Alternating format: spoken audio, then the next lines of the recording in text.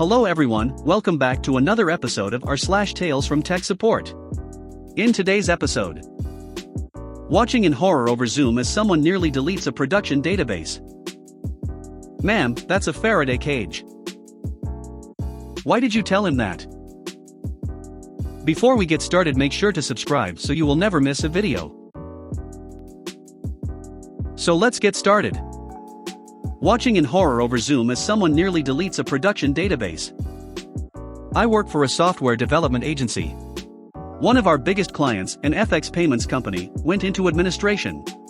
It was a huge clusterfuck. The company was holding money for hundreds of clients, and the administrators needed to wade through all the app's transaction data to work out who they owe money to, sometimes thousands per user. All this data was stored in an AWS Aurora database cluster, which had automated daily backups, multi-AZ deployments, and read replicas. Idiot-proof. What I failed to realize was the administrators' sheer determination to F***ck up. We offered to help them sort out the AWS account. The server bill was huge, and most of it was unnecessary. Now the company wasn't trading. We could do a few hours work, and save them thousands in hosting. We got no response. About a week later, we get automatically forwarded a bunch of past due warnings from AWS. We send them to the administrator. Nothing. AWS suspends the account. No more database. The administrators panic, find the money from somewhere, and their tech guy reinstates the database. All the data is wrong. They call us in a panic, and we look at it. Turns out their tech guy found the database snapshots and created a new database from them. Only, instead of taking the latest of the daily automated backups, he decided to pick a 5-year-old manual snapshot instead. We fix it. Everyone makes mistakes, right? Fast forward to today, 2 months later. We get another panicked call. They can't see any data in the database. I jump on a video call, and their tech guy shares his screen. I'm looking at a local database schema in MySQL Workbench. It has no tables in it. Their tech guy had exported the AWS database to his local machine. He then deleted the AWS database cluster. His local database was the only remaining copy of the production schema, and it was empty. Fighting the rising sense of dread, my last hope was that he'd exported the database successfully, and he just screwed up importing it into MySQL. Still on screen share, I asked him to open the original database dump. Hopefully we could try importing it again. My home connection is crappy. I could see his screen, but at this moment the audio cut out completely. This is important, because nobody could hear me scream as their tech guy hit the save as icon instead of the open icon. I watched, helpless, as he navigated to the only intact copy of the production database, which he was about to overwrite with whatever junk was in his editor. It was only at the final moment, as his mouse hovered over the save button, that he heard my stream of 4-letter words and stopped what he was doing. The data was intact, but he still has the only copy, just waiting to be F***ed up once more. Today is a whiskey day. Ma'am, that's a Faraday cage. This one happened to me today, and I cannot stop laughing at it. Phone call regarding Wi-Fi not working in a lady's room, but works everywhere else in the house. $me equals Zach from Campfire Stories. Look it up. People keep asking, I am not him. Just read my lines in his voice. $CU equals clueless user, or some snooty art girl. $me thanks for calling IT. May I have your name please? $CU it's clueless user. I input her name into the thing, and it pops up red indicating a VIP who expects to be given whatever she wants. She usually gets it too. $me so how may I help you today? $CU so this will sound really weird and crazy, but I swear my Wi-Fi does not work right. Everywhere else I can work just fine, but as soon as I bring it home, it just stops working. Oh fun, one of these calls. Probably an all-metal house, or an old-as-dirt house. $me so is it everywhere in your house? $CU yes. No actually last night I worked while watching Netflix on the TV in the living room, and had 0 issues. $me well that's a good place to start. Let's go into your living room and test the Wi-Fi. $CU sure thing. We test the Wi-Fi in every room in her house and find that the signal degrades significantly the instant she steps into her room. $me okay, this is going to sound like some James Bond sci-fi stuff, but I bet something in your room is causing EM interference. Have you moved anything new into the room? I mean anything. A lamp, a microwave, coffee maker, mini fridge, or even non-electronic stuff like metal. $CU who has a mini fridge in their room? Laughs. $Me I actually keep drinks in mine by my desk while I work.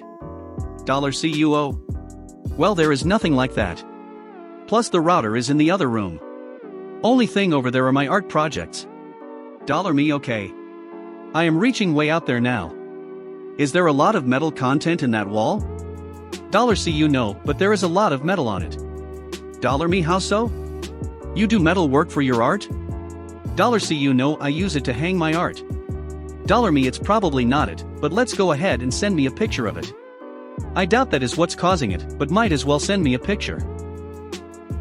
She takes the picture and sends it to me. In a roughly 6x 8 foot section of her wall, is a mounted chain link fence with these little cut-up Coke cans as art hanging off of it.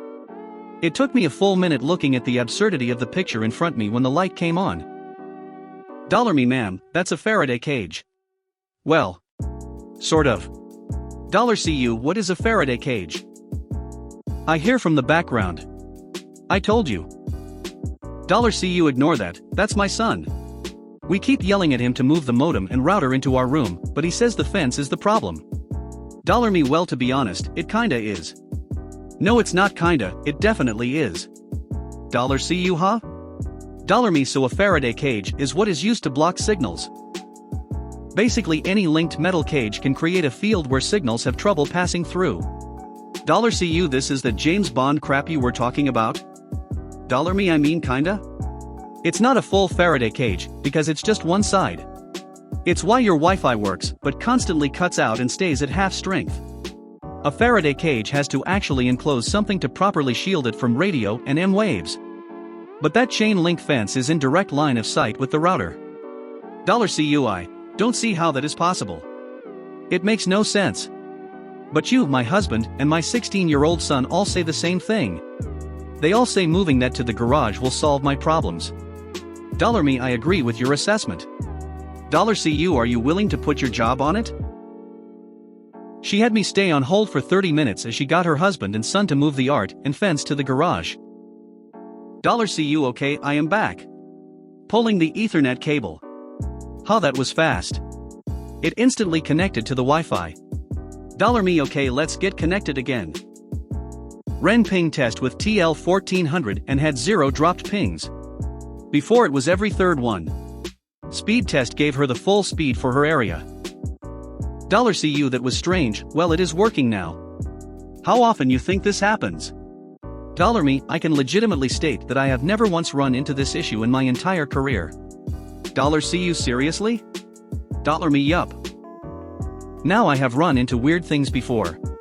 $CU like what? $Me, all true stories.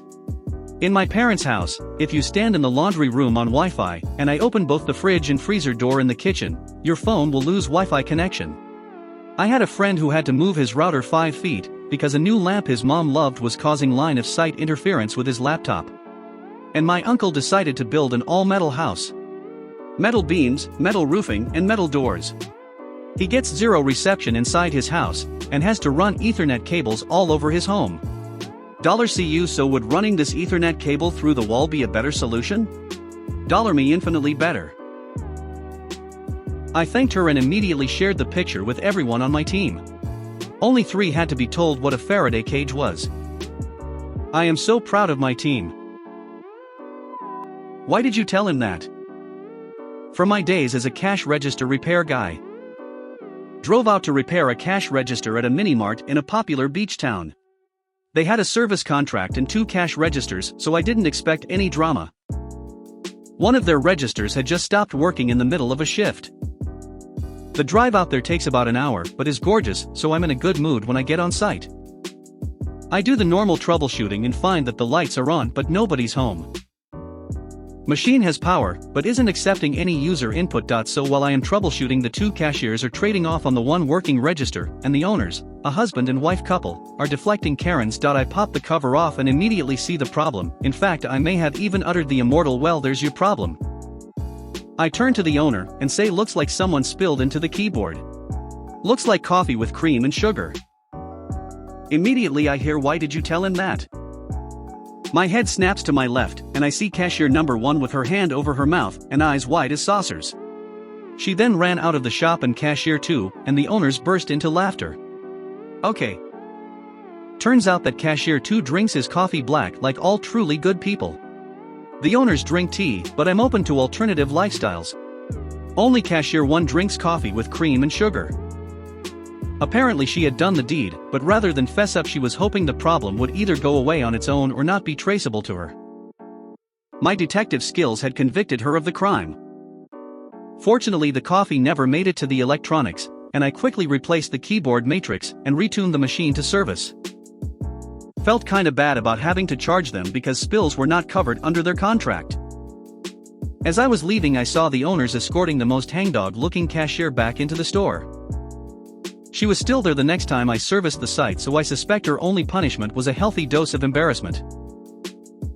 If you made it to the end of the video, thanks for watching.